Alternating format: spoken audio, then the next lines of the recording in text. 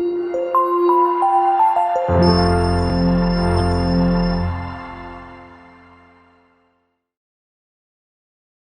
a todos, sejam bem-vindos a mais um Odgers Talks. Sou a Daniela Mindlin-Kessler, sócia da Odgers Berndstone, uma das maiores consultorias de contratação de executivos do mundo e de soluções de capital humano. Eu tenho a honra de conversar com Sérgio Mobayer, presidente da Catupiri. Sérgio, seja muito bem-vindo. Obrigado, Daniela. Muito obrigado pela oportunidade de estar conversando com vocês aqui hoje, tá? Eu que agradeço demais. Antes de começar, eu vou compartilhar um pouquinho da sua trajetória profissional e você me ajuda, complementa se necessário, ok? Perfeito. Formado em Engenharia de Alimentos pela Unicamp, com pós-graduação em Administração Industrial pela USP, MBA Empresarial pela Fundação Dom Cabral e pós-MBA pela Universidade de Chicago, o Sérgio tem 28 anos de carreira profissional, muito sólida e ascendente. Começou na área industrial, onde trabalhou por 10 anos, passando pela área comercial, marketing e vendas, por 13 anos, aí técnica, pesquisa e desenvolvimento e qualidade, onde permaneceu por 3 anos, e mais recentemente como diretor-geral e CEO desde 2018. Sua carreira foi construída e consolidada em empresas de alimentos, principalmente as voltadas para bens de consumo e proteína animal, como Sadia BRF, por 16 anos, onde eu também tive privilégio de conhecê-lo, né, Sérgio?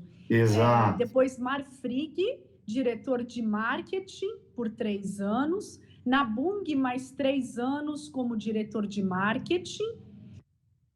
Depois se juntou a JBS, diretor de pesquisa e desenvolvimento e qualidade, durante 3 anos, e nos 2 últimos anos como diretor-geral. E agora como CEO da Catupiri. Então, assim, Sérgio, não dá para não comentar, né? Você ter feito uma transição profissional e se juntado a Catupiri como CEO em abril, no meio da quarentena. Conta para gente quais os desafios da troca de cadeira em plena quarentena. Oi, Daniela. Vamos falar assim que ninguém planeja fazer uma mudança de cadeira e na carreira no meio de uma situação igual a essa aí que aconteceu, certo? Na realidade, quando eu basicamente tomei a decisão de fazer a mudança e quando os sócios aqui da empresa optaram por trabalhar comigo, mas longe de uma situação dessa que a gente está vivendo. Enfim, quando efetivamente tomamos a decisão de fazer a transição, nós tivemos que nos deparar com uma outra realidade de integração totalmente diferente. Hoje fica fácil falar, pensar em retrospecto já que está fácil falar, reunião com vídeo, nós aqui conversamos, lives, apresentações estruturadas, TI ajudando, mas lá no final de março, começo de abril, isso não estava preparado, a Catupiri aqui não estava preparada e eu me deparei no momento de fazer a integração nessa situação. Aí o primeiro grande desafio é como se integrar numa empresa em que você está sendo o primeiro CEO. A Catupiri se profissionalizou aqui, pelo menos na administração, com a minha chegada, e existia uma necessidade grande de eu fazer uma integração com profissionais, grande parte deles por vídeo, né? E não adianta, nós somos latinos, né? A gente gosta daquele contato, de estar olhando no olho, na conversa, no calor humano. Isso não pôde acontecer aqui. O primeiro desafio foi fazer uma integração por vídeo. Digo para você que no começo a gente estranhou, mas mas não estranhou, mas não comprometeu tanto a minha integração. Então, o primeiro desafio foi como se integrar num ambiente cibernético na maior parte das situações aqui. O desafio continua porque, no caso da gente aqui, que nós somos uma empresa que tem fábricas, a pandemia fez com que a gente proibisse a visita, não só a Catupiry, mas todas as empresas de alimentos que continuaram trabalhando, e outras até, colocaram protocolos para evitar a presença de pessoas que não são aquelas que trabalham no dia das plantas nos seus sítios de produção para evitar a contaminação dos trabalhadores. Então, a minha integração nas fábricas ela não existiu ainda. Então, como é um desafio desse de você conhecer as linhas de produção numa situação dessa, nós tivemos que lançar mão de muita reunião, muita foto, muito vídeo, muita conversa. Então, esse foi um outro desafio que a gente vem aqui se deparando, né? O outro, não tenha dúvida que isso todo mundo passou, é você rodar um plano operacional da empresa num ambiente virtual, onde os contatos são por vídeo, né? Por mais que a gente tenha feito algum home office parcial aqui no começo, tudo era analisado, planilhas analisadas, contas feitas por vídeo e as decisões tomadas assim, né? Num ambiente em que as discussões, você tinha aqui 20 pessoas conectadas no vídeo e tinha que fechar um orçamento, né? A própria integração nossa com o conselho, ela fica um pouco comprometida e ela é feita por videoconferência. Então, mas o fato é que depois de tudo isso, né, aconteceu uma aceleração da minha curva de aprendizado e conhecimento da empresa. Isso forçou a curva de aprendizado minha particular aqui, tá? E o time também ajudou muito. Teve um engajamento muito grande do time, porque a situação assustou no começo, como que uma empresa tradicional, uma empresa de alimentos, que não é feita, né, não é uma cultura se trabalhar em home office, tomar decisões assim, o engajamento do time para manter as coisas funcionando também foi um contraponto ao desafio, né, que eu tive aqui na minha integração. E, no final das contas, hoje, acho que tudo isso fez a gente criar calo mais rápido e ter a empresa muito mais na mão do que num processo de integração normal. Então, foi algo diferente, algo que eu nunca vivi e que acho que está valendo a pena. Que ótimo. Sérgio, nesse momento, se faz necessário encontrar um equilíbrio, que é um pouco do que você estava falando, né? Então, deve se manter a indústria funcionando, vocês têm quatro plantas, e garantindo o abastecimento aí da população, porém, sem colocar em risco, né, a saúde dos colaboradores. Como que vocês estão lidando com a pandemia em relação à cadeia de suprimentos de leite, a garantir a produção de alimentos seguros, ao mesmo tempo que minimizam o risco de transmissão da Covid-19 entre os trabalhadores? E aí, ainda te pergunto, vocês estão investindo em biosseguridade, pesquisa, sustentabilidade, se você puder nos contar, eu agradeço. Nossa, tem bastante pergunta aí. Deixa eu ver se eu consigo responder pela ordem. Bom, com relação à produção, a nossa produção, esse paradoxo aí de garantir a segurança alimentar, do alimento e mesmo dos nossos times, isso é algo assim, Daniela, que a gente está aprendendo até agora, certo? Então, num primeiro momento, quando veio toda essa necessidade de restrição, isolamento e proteger as pessoas, a empresa a gente formou rapidamente um time aqui de crise, onde o primeiro tema foi zelar pela saúde dos nossos funcionários. Então, aquelas ações muito básicas que toda empresa começou e depois foram se aprimorando. A gente tirou o pessoal de risco de trabalho, como está até hoje, colocamos home office aonde pudesse ser feito, mesmo sendo uma empresa que não era voltada a isso, tá? A gente colocou home office. A área de TI teve um grande protagonismo aí no começo, porque os nossos sistemas não estavam preparados para a gente tomar decisões ou fazerem reuniões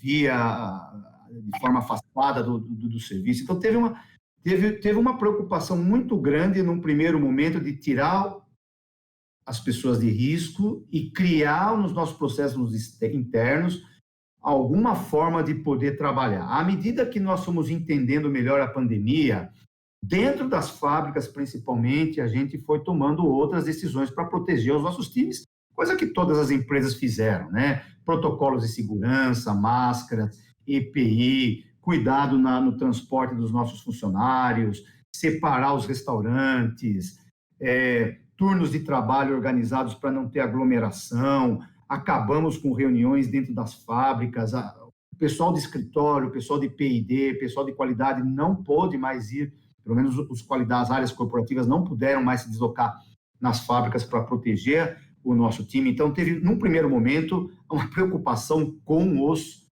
a força de trabalho com os nossos times. Junto disso, o Brasil e a Catupiry também teve que entender e se adaptar como que é o momento da nossa empresa no sentido de garantir, nesse momento, a situação da empresa no momento de garantir a segurança alimentar, né? As empresas de alimentos, até no começo, o governo meio que, sabe, a gente teve alguns problemas em algumas cidades aí, se as fábricas têm que parar, se isolar, tudo até um determinado momento que o governo colocou as empresas de alimentos como tarefa, como atividade essencial. Então, você sendo uma empresa cujo que você produz é essencial para a sobrevivência, você passa a entender, a se colocar, a ver como nossa cadeia produtiva tudo garante a segurança alimentar de uma população. Quando eu falo segurança alimentar, eu estou falando no sentido de garantir a disponibilidade do produto, do alimento, do leite, do queijo, o que for, na quantidade certa que as pessoas precisam. Então, a Catupiry teve que fazer uma gestão da sua cadeia de valor toda, e nós sofremos impacto nas duas pontas. Os nossos clientes, principalmente de food service, muito fecharam.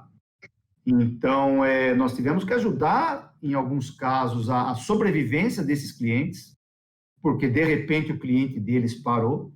E na outra ponta, na ponta da produção, dos produtores, esses também sofreram, porque no mês de abril, principalmente, houve uma grande queda da demanda, desculpe, né? E, consequente, a gente ofertou menos produto, e isso acaba impactando nos nossos produtores. E a nossa empresa, a Catupiry, não só a Catupiry, mas a nossa empresa, ela é, de uma certa forma, integrada e verticalizada em um determinado ponto, que você tem que zelar pela sobrevivência de todos os elos. Então, nós tivemos também que se preocupar como é que nós íamos trabalhar com os nossos produtores, né, em termos de conscientização, controle da sua produção do leite, para eles também não quebrarem.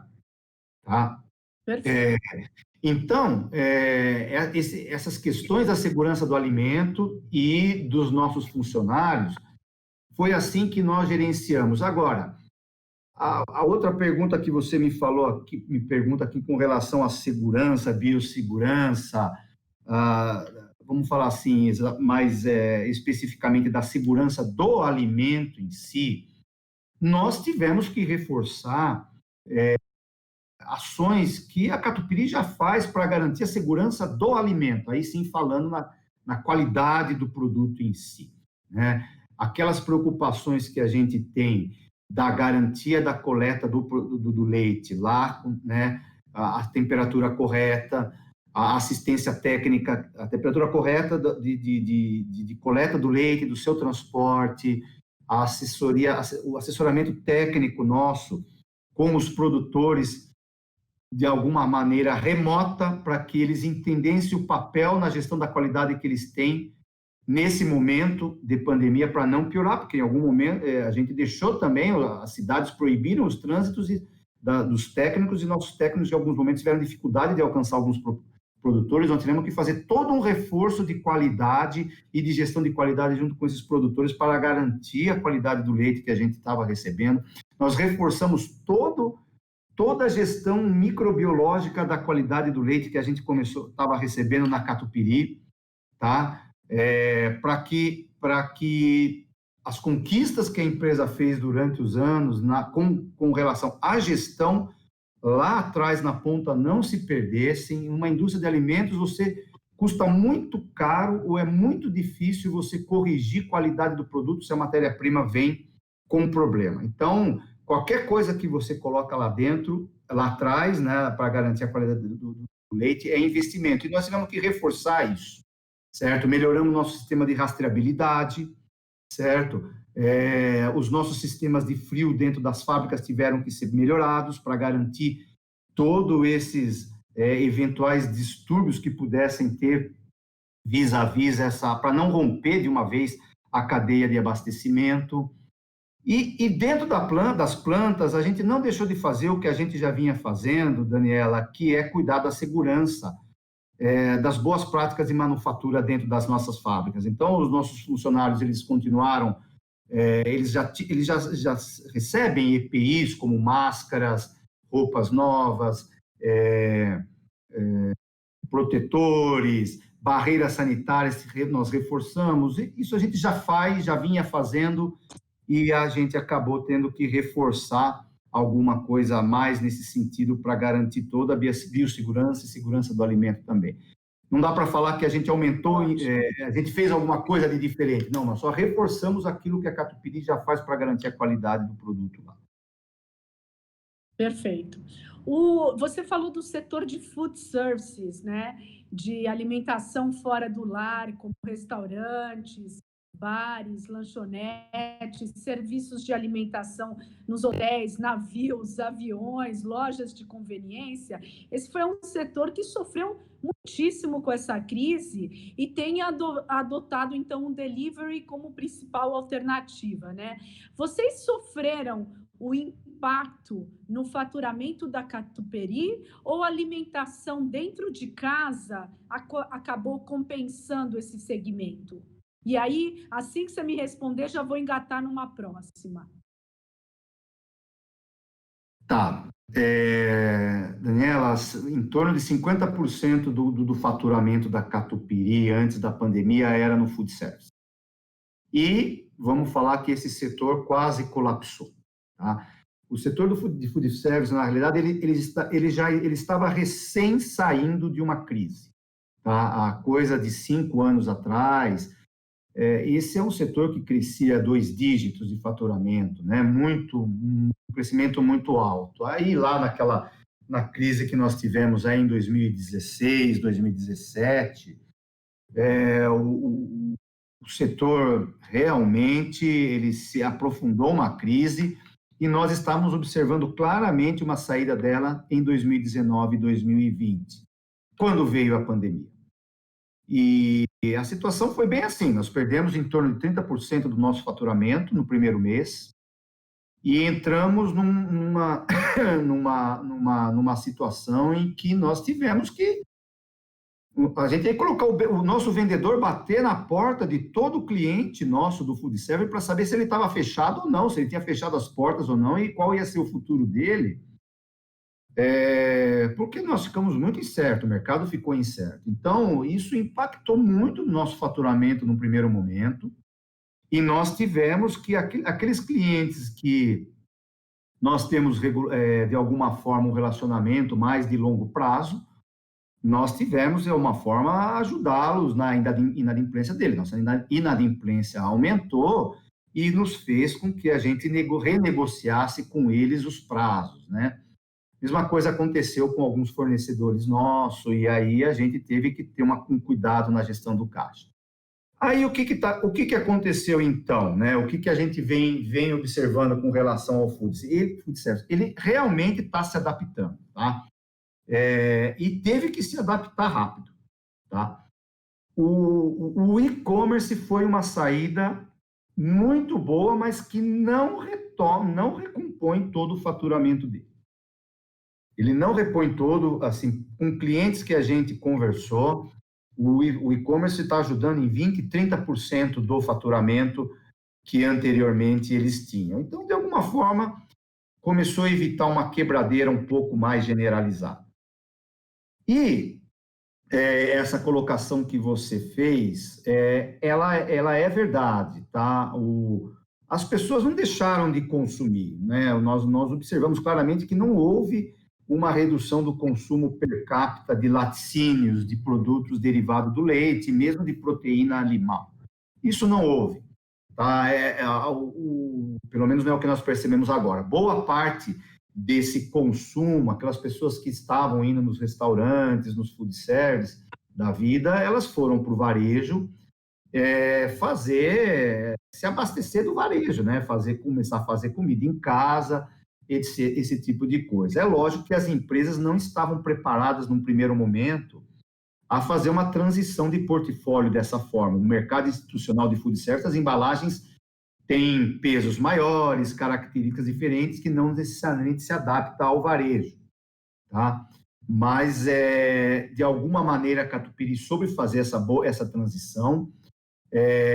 O time nosso que atendia o varejo, que atendia o food service, também teve que ser redirecionado para ir em canais onde esses consumidores que antes estavam fazendo a refeição fora estavam buscando o produto. Isso foi um movimento que foi feito, e a Catupiry também lançou mão do e-commerce, tá? Essa questão do e-commerce foi algo que não foi só o food service que teve que se aumentar a velocidade nesse tipo de food tech. Você vê o varejo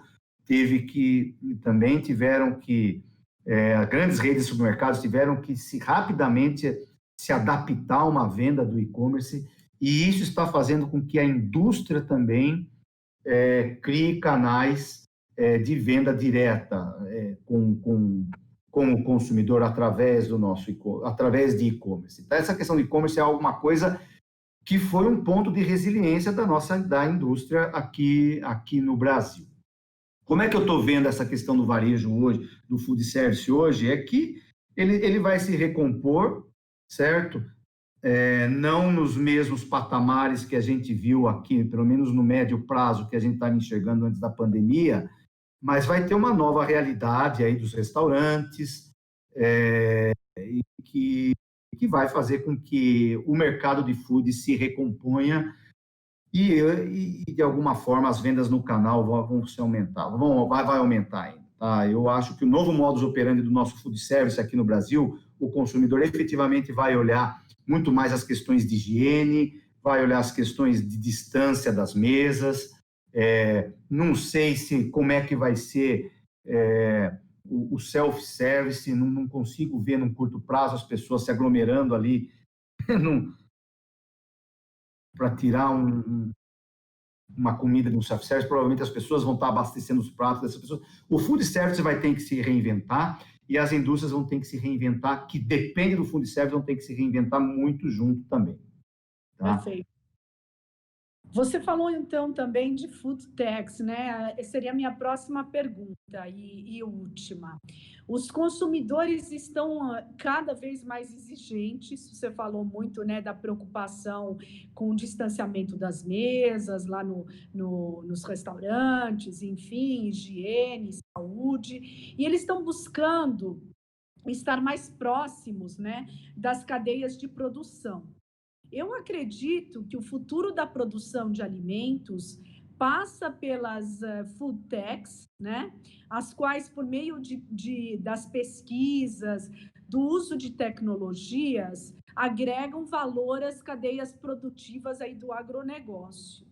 Aí a minha pergunta a você é como inovar na indústria de alimentos para agregar valor ao negócio, na retomada da economia, e se vocês têm planos de crescimento, de internacionalização, diversificação do portfólio de produtos, ou até, por último, reforçar o time para sustentar um crescimento com novas habilidades e novos perfis aí de profissionais. Nossa, deixa eu tentar colocar. Vamos falar do plano de crescimento, né? Sim, a Catupiry é uma empresa que quer crescer, certo? Ela vai crescer, e a questão da pandemia não está dificultando o nosso pensamento de médio e longo prazo. Talvez realmente tenha um curto prazo que você tem que fazer alguns ajustes, tá? Mas eu digo para você que a nossa empresa, graças ao portfólio, à marca, às ações que nós tomamos aqui, ela tá atravessando razoavelmente bem esse momento de pandemia. É lógico, a gente está sofrendo em alguns canais, em alguns aspectos, mas frente aos cenários que a gente traçou, ele e cenários que nos fizeram ter várias ações aqui com relação a custo, investimento. Frente a esse cenário, nós estamos entendendo que nós estamos passando regularmente bem dessa fase aí, podemos estar saindo mais fortes junto com nossos parceiros, seja clientes e produtores dessa. Então, o crescimento da Catupiry, ela passa principalmente pelo mercado interno, certo? Agora, nós já exportamos, nós já somos uma empresa internacional, nós já vendemos para os Estados Unidos, já vendemos para o Canadá, a gente já vende para o Paraguai, a gente está prospectando outros países aqui na América do Sul. É lógico que sempre existe uma barreira comercial muito grande de alguns países para a proteína brasileira, que não é só o leite, e que nós estamos vencendo aí para que a gente aumente a participação no mercado externo, sim. A gente recebe muito contato de pessoas, desde distribuidores ou empresa, querendo que a gente vá lá e produza o nosso produto lá fora. Já recebemos proposta da Europa para fazer isso, proposta aqui da América do Sul para fazer isso, só que tudo isso tem que ser conciliado com o momento da gente, as pessoas e as nossas prioridades aqui. Com relação a como se inovar, Daniela, você sabe que eu tenho um conceito um pouco mais amplo de inovação. Essa questão da inovação, aqui na Catupiry, ela não passa somente por olhar a inovação do produto, ela passa em todas as dimensões. Eu acho que uma primeira coisa que nós aqui já inovamos nessa pandemia aqui da Catupiry foi realmente buscar tecnologias desenvolvidas por food techs aqui no Brasil, onde a gente pudesse escoar os nossos produtos. Então, assim, marketplace de food service, né, que foram criados aí por food techs, nós entramos em uma ou duas aqui marketplace dentro aqui da internet para fazer as nossas vendas. As nossas entregas, a gente começou a fazer alguma entrega por e-commerce também, seja no e-commerce do sistema, do próprio supermercado, até distribuidores nossos, a gente pensa, eles querendo desenvolver alguma coisa conosco com relação a e-commerce, tá? Como o consumidor vai sair dessa pandemia, né, desse momento aqui, muito mais consciente com relação à sustentabilidade e as questões ambientais de como o produto é produzido, nós também, dentro de casa, estamos melhorando todo o nosso processo de rastreabilidade que a gente já tem, mas pensando em uma plataforma onde o consumidor vai poder interagir com o produto que ele consome da nossa marca, sabendo até da vaquinha, da onde saiu o leite que ele comeu do requeijão. Então, esse tipo de inovação é algo, em termos de processos internos, que a gente, aqui da Catupiry, está trabalhando e que vai ser um novo modus operandi aí num período pós-pandemia. Agora, eu também acredito que os grandes fundamentos de consumo, eles não se mudaram com relação à pandemia, tá? Então, o pessoal vai continuar comendo proteína, o Brasil vai estar crescendo e E como as empresas vão se diferenciar nesse momento aí, depende de como ela enxerga a inovação, tá? Com relação ao mercado interno, vamos pegar com relação a produtos, o nosso mercado, certo? O que a gente vê aqui, a gente viu aqui, o que está acontecendo com o consumidor no mercado de leite, tá? 80% dos nossos, isso é uma pesquisa que a gente teve acesso da Embrapa, aí há um mês e meio, 2 meses atrás, e coisas curiosas. A primeira coisa que você imagina que quando entra numa crise dessa de pandemia, o consumidor corta o consumo e vai procurar o preço. E não é verdade. A maior parte deles estão procurando as marcas de confiança deles. Então, parte daí, as empresas, no nosso caso, a Catupiry, é como sustentar o valor que a marca tem no sistema desses aí, porque a primeira tendência que as empresas podem ter é de começar a reduzir custo de produto para tornar o produto com custo menor, mais barato, para o produto ser mais acessível, e aí você entra num ciclo vicioso que acaba com o valor que você construiu a marca, e não é isso que o consumidor está querendo. Então, essa é a primeira coisa, que é como que nós inovamos dentro do nosso portfólio de marcas, o branding, para garantir que o valor da marca seja mantido ou alcançado. Então, tem um time de marketing hoje que fica trabalhando nisso aí. Nós também temos um portfólio, um pipeline de projetos que, num primeiro momento, a gente teve que segurar, dado toda essa pandemia aí, mas que agora que a gente está procurando outras ocasiões de consumo para se colocar o leite dentro de casa, seja na forma do queijo, seja na forma de spread, o que for, porque no final das contas, é outra coisa que essa pesquisa da Embrapa nos mostrou, o leite é uma proteína saudável, né? O consumidor ele está querendo, ele vai começar a buscar essa tendência da saudabilidade, ela se reforçou nesse momento de pandemia. E dentro das proteínas que estão disponíveis hoje, o leite é a proteína que o consumidor considera mais saudável, certo? Depois, eu acho que entra o frango, aí tem o suíno, a carne de boi. Então, a proteína animal do leite, o consumidor, ele considera uma proteína saudável. Então, o nosso setor está sendo beneficiado por isso, e nós temos que achar agora como que conseguimos colocar ou lançar a mão dessa saudabilidade do leite em outras ocasiões de consumo que não aquelas que você já encontra o produto. Esse é um ponto importante de inovação. Fora tudo isso, Daniela, a última coisa que eu anotei aqui que você me perguntou, né, conduzir esse processo todo de inovação tem a ver com as pessoas. Eu vou falar para você que desde que eu cheguei aqui, a primeira coisa que eu mais tomou meu tempo, investiu meu tempo, foram, primeiro, as questões da empresa, né, como você sair dessa e atravessar essa pandemia, mas em torno de 20% do meu tempo hoje está sendo conversar com pessoas, entrevistar as pessoas que estão no mercado aí e conversar, tanto para ocupar uma ou outra lacuna que a gente tem aqui dentro do Catupiry, como fazer algum tipo de network ou benchmark para entender os momentos das nossas empresas, de outras empresas concorrentes, alguns benchmarks, parceiros e até profissionais aqui. E as pessoas, as empresas vão ter que se inovar, na minha ótica, em como do novo profissional que a gente vai ter que trabalhar dentro delas. Olha, essa conversa que a gente está tendo aqui, né, por vídeo, ela está sendo um novo normal, pelo menos aqui na Catupiry. Você fica...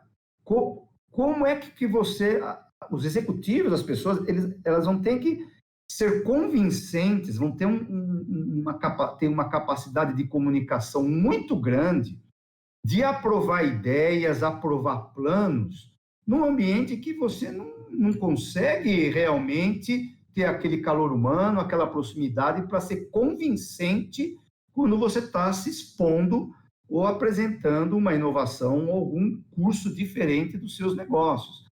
Então, eu fico me pensando aqui como que teria sido essa pandemia aqui há 30 anos atrás, quando a gente não ia ter esses recursos aqui, a gente ia ter que se reinventar, e eu entendo que que a Catupiry vai ter que olhar aqui nos nossos processos de talentos é trazer pessoas que saibam se comunicar num ambiente desses que a gente está conversando aqui agora. E mais, hein? Além de trazer pessoas assim, como é que você gerencia talentos numa situação que você está distante? Uma coisa é você falar com uma pessoa de marketing, que por si só, às vezes, já tem uma competência de comunicação boa, mas você tem talentos dentro das empresas, técnicas, aquelas pessoas mais centradas, que gostam, às vezes, gostam muito mais de trabalhar sozinho, mais introspectivas e se concentra mais. Como é que você motiva, você tira as ideias da cabeça dessas pessoas e elas se comunicam num ambiente assim, longe, onde tem a dificuldade de comunicação e até da execução. Então, essa questão da inovação passa por todas as dimensões, para não falar de processos internos, em que a gente tem que reduzir custo, de novo, o consumidor procurando questões, ou querendo olhar da onde vem o produto, né, a origem do produto, dessa preocupação ambiental, essa preocupação da segurança, da biossegurança. Toda essa inovação as empresas vão ter que lançar a mão. A Catupiry tem vários projetos nesse sentido, principalmente ambientais, que vai fazer frente a toda essa necessidade de crescer através de inovação nossa aí. Daniel. Perfeito, perfeito. Muitíssimo obrigado. Foi um enorme prazer te ouvir, aprender aí com você.